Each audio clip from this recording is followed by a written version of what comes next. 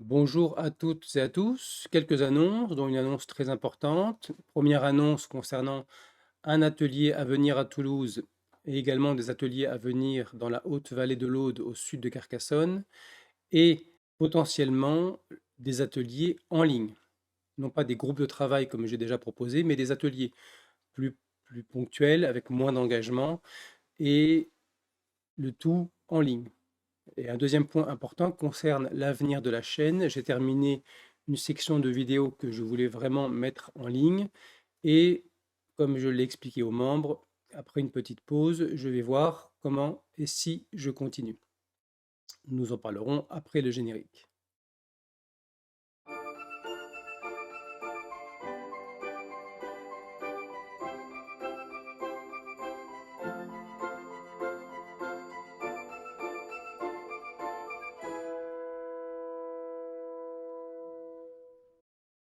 Alors premièrement, cette rencontre le 14 septembre, donc à Toulouse, dans le quartier Croix-Daurade, de 9 heures à 17 heures. Voici le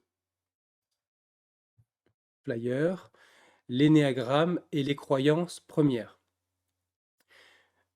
L'énéagramme nous explique en long, en large et en travers, de manière chirurgicale, nos comportements les plus visibles, mais surtout les plus profonds, et les motivations de nos comportements. Donc les croyances premières, par exemple, c'est un aspect que nous n'avons pas encore travaillé et dont je n'ai pas encore parlé, mais qui est extrêmement important, comme les autres mécanismes, puisque ce sont différents angles. C'est comme si notre psychisme était un oignon, nous sommes cantonnés à l'extérieur et nous avons une couche à traverser. Et quand on traverse une couche, on découvre certaines choses inconfortables, très difficiles, et on découvre en même temps des espaces en nous de liberté, d'ouverture, d'apaisement, de sérénité. Et puis il y a une autre couche, et ainsi de suite. Donc l'énéagramme décrit toutes ces couches et la motivation profonde, elle n'est pas aussi simple que ça. Ce sont plusieurs motivations qui sont intriquées à différents étages et comme des fils qui se tressent. Donc on a besoin de dénouer tout ça progressivement si on veut atteindre à une véritable liberté.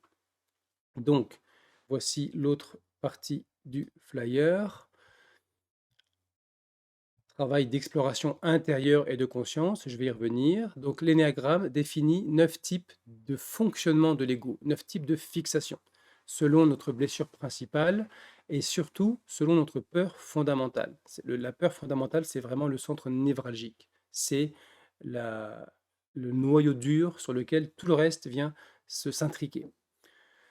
L'objectif étant non pas forcément de se connaître nos fonctionnements et de pouvoir se satisfaire, de dire tiens, je fonctionne comme ça. L'objectif, c'est de se libérer de ce fonctionnement enfermant, de nos croyances limitantes, de notre souffrance, de nos schémas récurrents de comportement.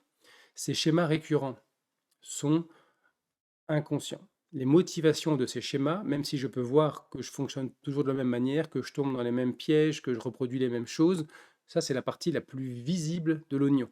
Mais j'ai besoin d'aller comprendre, d'aller voir les motivations inconscientes. Ces schémas se perpétuent parce que les motivations sont inconscientes. Et parce que les motivations cachent des peurs, et ces peurs sont encore plus inconscientes. Donc plus je détricote et plus j'amène de la conscience dans ces espaces inconscients, plus ces schémas s'apaisent et se détendent. Non pas que j'ai modifié les schémas, mais je suis allé à la racine pour rencontrer la motivation, ce qui amène un espace d'ouverture, de liberté. Puis ensuite, je fais face aux peurs sous-jacentes qui se cachent derrière et j'augmente de plus en plus cet espace de liberté, cet espace de paix, cet espace de simple présence, de disponibilité à ce que je suis ici et maintenant et à ce qu'est la vie ici et maintenant, sans mes peurs qui me crispent, qui m'amènent à avoir peur, à juger, à vouloir contrôler, à vouloir nourrir une souffrance. Tout ça, ce sont des mécanismes de manifestation de nos schémas. Donc l'objectif, c'est de pouvoir les rencontrer et dénouer à la racine les motivations profondes, le noyau dur du mécanisme. Un mécanisme de base qui structure toutes nos croyances et qui en constitue la racine est ce qu'on appelle les croyances premières.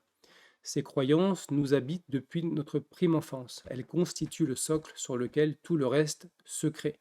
et elles nous limitent fortement dans notre action et bloquent constamment notre épanouissement, qu'il soit personnel ou spirituel. Épanouissement personnel ou épanouissement spirituel. Ce sont les mêmes blocages de toute façon à la racine. Nous tenterons de démasquer ces croyances afin d'amorcer une libération de leur emprise. Donc, nous travaillons en groupe, donc dans lequel nous restituons le travail que nous faisons en binôme. Et en binôme, nous essayons par les outils qui sont les nôtres, les outils que je propose, d'aller explorer et d'ouvrir certaines portes de l'inconscient pour laisser remonter ces croyances, les mécanismes, laisser remonter ce qui remonte. Et puis, la personne en face de nous est là, avec les outils aussi qui sont proposés, pour nous aider à accoucher de nous-mêmes. Et ensuite, nous restituons en groupe pour, quelque part, coaguler, rendre plus incarner ce que nous avons déjà laissé explorer.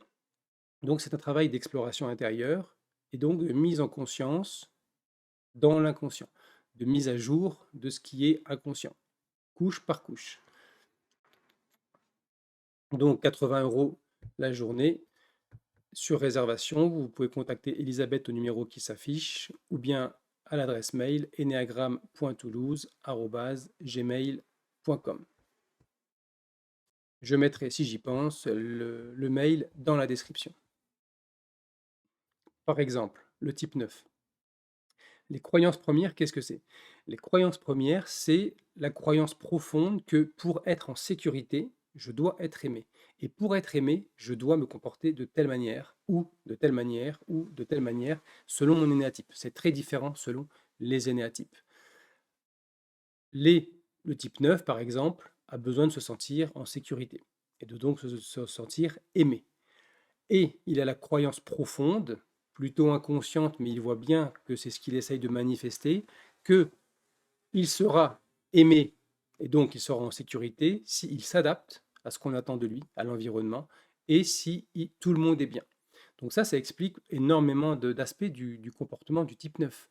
Ne pas vouloir froisser, éviter les conflits, ne pas chercher l'affrontement, ne pas s'affirmer, disparaître dans l'environnement. Il se fait comme invisible en essayant de ne pas faire de vagues pour ne pas s'attirer des tensions. Il a des antennes qui lui permettent de percevoir la moindre tension, la moindre irritation, un ton de voix un peu désagréable. Et le 9, moyen, a tendance à prendre tout ça pour lui, comme si c'était à cause de lui que telle personne est en colère. Et en tout cas, il ressent un besoin profond d'apaiser la colère ou l'irritation chez une personne, de comprendre pourquoi, d'essayer de savoir si c'est à cause de lui ou pas, de détendre l'atmosphère en plaisantant, ou alors en essayant vraiment de se faire très aimable par la personne. Donc cette croyance première, elle détermine le comportement du type 9. Cette croyance première, elle a d'autres motivations plus profondes. Mais dans ces ateliers, on commence à l'extérieur et on avance progressivement vers les mécanismes de plus en plus inconscients, de plus en plus profonds. Il y a une progression pédagogique, mais on peut très bien commencer à n'importe quel moment. Si certaines personnes me disent je serais très intéressé, mais je viens de loin et faire la route pour une journée, c'est assez embêtant. Je comprends tout à fait. Donc, ce qu'il est possible, c'est que on mette en place un stage de plusieurs jours, peut-être un week-end entier, ou peut-être 3 jours, 4 jours, ou une semaine, 5 jours. C'est pas impossible de faire un stage en présentiel. Donc, je vous invite vraiment, si ça vous intéresse, que vous vous sentez un peu frustré parce que vous voulez participer, ça vous intéresse, mais que vous êtes loin, à mettre dans les commentaires que vous êtes intéressé, mais pour un week-end, pour 3 jours, pour 4 jours, pour une semaine, plutôt pendant les vacances scolaires ou hors des vacances scolaires, plutôt la semaine, plutôt le week-end, etc. Donc n'hésitez pas. Comme moi, ça me permet de savoir s'il y a vraiment des gens qui sont motivés pour faire ce travail ou pas. Je ne vais pas lancer la dynamique si il ne se passe rien. Autre chose, on peut faire la même chose en ligne. J'ai commencé à mettre en place des groupes de travail en ligne. C'était un petit peu à l'encontre de ce que moi je pensais faire et je me rends compte que le travail se fait de manière extrêmement profonde. Donc en ligne ou en présentiel, finalement, c'est pas vraiment ça la différence, c'est la motivation et l'implication des personnes. Donc j'ai décidé d'envisager la possibilité de faire ces journées en ligne. C'est-à-dire la même chose qu'on fait à Toulouse, le même travail en groupe et en binôme, mais via Zoom. Si ça vous intéresse, si vous êtes très loin et que vous êtes aussi intéressé par ce genre de choses, je peux reprendre depuis le début. On recommence avec les couches extérieures de l'oignon et on avance progressivement sur les couches de plus en plus profondes, avec une régularité, par exemple, une fois par mois ou une fois tous les 2 mois, à voir ensemble. On peut aussi faire un stage en ligne, c'est-à-dire qu'on condense sur 4 jours et on explore énormément sur 4 jours ou 5 jours, mais en ligne, pour que chacun puisse le faire de chez lui, y compris à l'étranger, si c'est possible, avec le décalage horaire. Les groupes de travail, il y a potentiellement un troisième groupe, ça n'est pas sûr, parce que j'essaye plutôt de garder un nombre correct, ni trop élevé, ni trop bas. En tout cas, s'il y a des gens qui sont intéressés, les ateliers, c'est pas le même travail qu'en groupe. Ça peut être complémentaire, ça peut être l'un, ça peut être l'autre. Mais disons que le travail de groupe, c'est sur le long terme, et on essaye de mettre en place un travail dans son quotidien, tous les jours, dans sa vie quotidienne. Les ateliers comme ça, on s'extrait un petit peu du quotidien et on crée des conditions pour pouvoir se permettre d'aller sereinement à la rencontre de ce qui est inconfortable en nous. Donc on a besoin d'un cadre sécurisé pour ça, une bienveillance, une absence de jugement, des outils, une écoute, etc. Donc ce sont deux choses complémentaires, yin et yang. Donc mettez-moi dans les commentaires si vous êtes intéressé par des journées en ligne ou des stages en ligne et même chose, quelle période, semaine, week-end, vacances scolaires, hors vacances scolaires, etc. Et si vraiment le groupe de travail vous intéresse, vous pouvez toujours vous mettre sur liste d'attente. Concernant l'avenir de la chaîne, pour parler un peu plus dans l'intimité, parce qu'il y a plein de gens qui vont déjà décrocher de la vidéo, ça marche toujours comme ça. J'ai commencé il y a à peu près un an, presque jour pour jour, c'est-à-dire que cette vidéo va sortir le 14 août et j'ai ouvert la chaîne le 15 août il y a un an, le jour de l'Assomption. À moins que je n'ai pas le temps de la monter, elle va sortir le 15 août alors si c'est le cas, mais sans rien mettre en place. Le temps d'acheter le matériel, de réfléchir sur la manière dont j'allais structurer ce canal. J'ai commencé début septembre, mi-septembre, avec l'idée de travailler pendant un an et demi, et puis d'arrêter, de mettre en ligne ce que je voulais mettre en ligne, puis d'arrêter. Pourquoi? Parce que j'ai travaillé beaucoup ces dernières années, ces dernières décennies, et que j'ai accumulé des droits qui me permettent d'être tranquille pendant un an et demi. Tranquille, ce n'est pas le cas, puisqu'on m'a imposé soit de retravailler, soit de créer une société. Ce n'était pas du tout dans mon objectif. Alors j'ai été obligé de créer une société, mais ça produit des charges. Donc je me suis mis à vendre des formations, proposer un abonnement, non pas dans le but de gagner de l'argent, parce que je ne me rétribue pas du tout, mais dans le but de faire fonctionner cette structure nécessaire. Tant que ça ne demande pas trop de rentrée d'argent, c'est jouable. Là où ça me pose un problème, c'est si le travail que je propose a pour finalité de rendre pérenne cette société. Là, c'est l'opposé. Pour l'instant, c'est cette société qui sert à rendre ce travail pérenne. Vos participations, l'achat des livres, des formations, quand vous devenez membre, vous permettez simplement à ce travail de continuer. Parce que si demain je dois tout arrêter pour travailler, tout est terminé. Je vais garder peut-être certains groupes, mais c'est strictement impossible de concilier tout ça. Une vie de famille très remplie, un travail à temps plein et cette activité, cette transmission qui est quasiment à temps plein. Mais ce qui se passe, c'est que les choses ne se sont pas passées comme je l'avais imaginé. C'est-à-dire simplement déposer des vidéos pendant un an et demi, et puis arrêter, et puis laisser les vidéos faire leur travail. J'ai eu des retours, des témoignages, des personnes qui ont vécu des expériences très intéressantes, des expériences de prise de conscience, des contacts avec l'essence, et là, ça a dépassé mes espérances. Disons que c'était ce à quoi je m'attendais, mais je ne savais pas si c'est vraiment ce qui allait se passer. C'est ce qui s'est passé. Sauf que des personnes m'ont demandé des formations pour approfondir. Des personnes me disaient, mais moi je suis trop loin pour rejoindre les groupes déjà existants. Est-ce qu'on peut faire des choses dans ma région, etc. Donc, devant une vraie demande, des gens qui avaient vraiment envie de travailler, j'ai suivi la direction et j'ai mis en place des groupes de travail. J'ai vendu des formations à un prix dérisoire. Les formations, c'est 12 euros le module, 60 euros, 72 euros la formation complète. Ça en vaut largement le quintuple. L'objectif, c'est de pouvoir rendre accessible. C'est pas forcément de faire du business. Donc les choses ne s'étant pas déroulées comme prévu, ce plan initial de faire ça pendant un an et demi et d'arrêter me semble pas forcément approprié. Mais ça va dépendre de vous finalement. La vie, c'est le mouvement et on anticipe des choses parce que c'est une fonction de notre intellect, mais en même temps, parfois, ça dépasse un peu ce qu'on avait imaginé et on a besoin de s'adapter. C'est l'instinct d'adaptation. On m'avait prévenu, des proches m'avaient prévenu que ça prendrait peut-être plus d'ampleur que prévu et qu'il faudrait que je puisse me consacrer à ça. D'un côté, en termes de temps, c'est ce que je fais, je me consacre à ça. Mais en termes de revenus, il n'y a rien. Donc j'ai besoin de, euh, de réfléchir, et j'ai déjà réfléchi à une autre possibilité.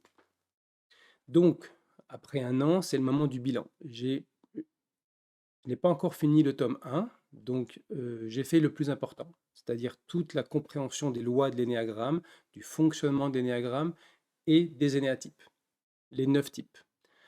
À l'heure où je publie cette vidéo, vous n'avez pas encore accès à toutes les vidéos sur les types, mais elles sont déjà réalisées, elles sont montées, elles sont programmées. Elles vont sortir progressivement entre maintenant et le mois de novembre. De mon côté, je vais prendre une pause. Une pause, en tout cas, sur tout ce qui concerne les vidéos. Peut-être que j'en ferai une ou deux de temps en temps pour apporter d'autres éléments que la série A et B, donc des éléments différents, comme par exemple L'éveil est-il pour tous, qui devrait sortir aussi le 15 août. Et par contre, je vais me consacrer à faire plus de vidéos pour les membres, comme celle que j'ai faite récemment sur les 2 choses qui m'ont sauvé, des vidéos plus concrètes où je parle un peu plus de mon parcours pour expliquer concrètement qu'est-ce que c'est le travail, quelles sont les difficultés qu'on peut rencontrer et comment ces difficultés, elles peuvent être d'une grande aide, elles peuvent même être salutaires. Je parle de 2 grandes épreuves qui m'ont permis de faire un vrai pas sur ce travail, sinon je serais resté dans une forme d'entretien, d'une forme d'illusion d'évolution, mais en réalité, ce sont ces chocs, comme dit Monsieur Gurdjieff, ce sont ces chocs qui viennent nous provoquer et nous permettre un réveil. Donc, 2 grands chocs, je prends l'exemple de 2 grands chocs, des vidéos qui seront réservées aux membres, plus intimistes, avec des outils plus concrets, parce que je peux accompagner la mise en application de ces outils. Parce que parfois, on réveille des choses qu'on n'avait pas pensé pouvoir porter à l'intérieur, qu'on n'avait pas, ou qu'on ne veut pas reconnaître, qu'on ne veut pas accepter, qu'on ne veut pas laisser remonter. Et si on est seul, c'est compliqué. Donc, donner des outils qui sont a priori inoffensifs, mais qui permettent des prises de conscience et qui réveillent certaines choses, on ne peut pas le faire à grande échelle. Il faut qu'on soit capable d'accompagner les personnes dans ce qu'elles vivent. Si quelqu'un rencontre quelque chose de très difficile, il faut que la personne qui lui a donné cet outil assume et accompagne. Donc durant cette pause, je vais me lancer dans une autre activité qui, je l'espère, permettra de subvenir à mes besoins et à ceux de ma famille pour pouvoir continuer cette activité-là de manière bénévole. À moins que ça prenne plus d'ampleur et qu'au bout d'un moment, il y ait beaucoup plus de monde et que je sois obligé de me consacrer uniquement à ça. Mais il y a quelque chose en moi qui a toujours refusé de vivre de l'argent de la transmission. Donc c'est payant, mais l'argent a toujours servi à autre chose, de manière à garder une liberté. Si je sens qu'à un moment donné je dévie, je suis allé trop loin et que je dois arrêter, je dois être capable d'arrêter du jour au lendemain. Évidemment, je n'abandonnerai pas les personnes qui sont dans les groupes de travail. Ça, c'est un engagement. Mais ce travail sur le canal, il se peut que je ferme la chaîne simplement du jour au lendemain. Mais je préviendrai. Donc profitez que les vidéos sont disponibles, absorbez ce que vous avez à absorber, approfondissez ce que vous avez à approfondir, prenez des notes, parce que des fois on enregistre les vidéos, mais on ne les regarde jamais en fait. Donc mieux vaut battre le fer quand il est chaud, parce que peut-être qu'un jour les vidéos de la série ABC seront réservées aux membres. Peut-être que la série C n'arrivera jamais. Pour les impatients, vous avez tout dans le livre, tome 1, tome 2. Donc voilà, pour synthétiser, le temps est venu pour moi de faire une pause. Il y a des vidéos programmées jusqu'au 11 novembre, je crois. Donc, peut-être que vous ne verrez pas, vous ne sentirez pas que j'ai pris une pause et que j'ai fait autre chose, mais je serai un peu moins disponible pour répondre aux mails, pour répondre aux témoignages, etc. Ce qui était déjà le cas, puisque si vous m'écrivez, vous recevez un mail automatique qui explique que devant la recrudescence de mails, de témoignages, de questions, je ne peux plus répondre à tous les mails. Pourquoi ce changement? J'avais prévu de mettre en place des formations beaucoup plus pratiques et des modules, 12 modules de 10-12 vidéos chacun. Mais j'essaye d'écouter cette guidance et pour l'instant, ça dit non. C'est-à-dire que je ne sais pas si c'est pas juste du tout ou si ce n'est pas le moment. Donc je ne dis pas que je ne le ferai jamais. Je ne dis pas qu'un jour peut-être je fonctionnerai grâce aux formations, grâce au soutien des membres et que je n'aurai pas besoin d'une activité parallèle. Je n'en sais rien, je ne prends pas d'engagement. Je dis seulement que si j'écoute cette guidance ici et maintenant, ça n'est pas juste, c'est pas le moment, c'est pas la bonne manière et donc j'ai besoin de décentrer cette, ce besoin de subvenir aux besoins de ma famille et d'avoir une source de revenus de ce travail en ligne. J'ai besoin que ce soit deux choses différentes. Il y a des gens qui me soutiennent vraiment, financièrement d'ailleurs, et que je remercie chaleureusement. Il y a des personnes qui ont conscience de ce que ce travail peut leur apporter et qui donnent en retour. D'autres prennent sans donner, ça c'est aussi la loi, et puis d'autres participent à leur manière, en achetant les livres, en achetant l'information, parce que plus vous mettez des pouces, plus vous commentez, plus vous partagez, plus ça référence la chaîne et plus vous donnez euh, accès à d'autres personnes, plus vous donnez la possibilité à d'autres personnes d'accéder à ce travail pendant qu'il est encore en ligne. Ce travail n'a pas vocation à être trop développé. L'objectif n'est pas de faire des dizaines de milliers de vues ou d'abonnés. Ça serait peut-être même contre-productif. Donc ça m'obligerait peut-être à réserver les séries A et B et C aux membres, par exemple, ou dans des formations, dans des vidéos payantes. Donc profitez-en pendant qu'elles sont en ligne, regardez-les, parce que si trop de personnes s'intéressent à ce travail, je ne pourrai pas suivre derrière sur ce que ça peut amener comme prise de conscience, comme questionnement, comme difficulté chez les personnes qui m'envoient encore des mails. Donc ça sera trop. Donc je vais peut-être fermer les vannes. Il faut battre le fer tant qu'il est chaud. L'objectif premier de cette chaîne, c'était de répondre pareil à cette guidance. C'était aux antipodes de ma manière de voir que de faire une chaîne YouTube sur ce sujet. Et pourtant, ça s'est imposé.